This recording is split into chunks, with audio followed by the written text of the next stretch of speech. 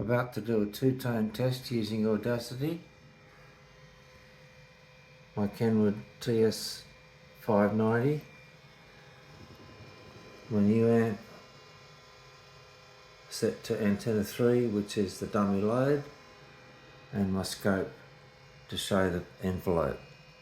Here we go. Going to activate with my right mouse button and transmit.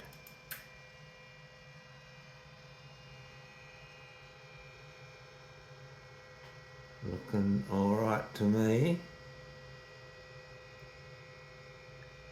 Can't seem to get it to stand still, but that's a very nice pattern for a two-tone test.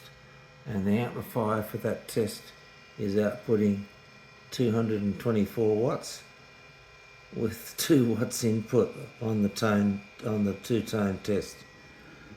Back to the radio, and it just completed.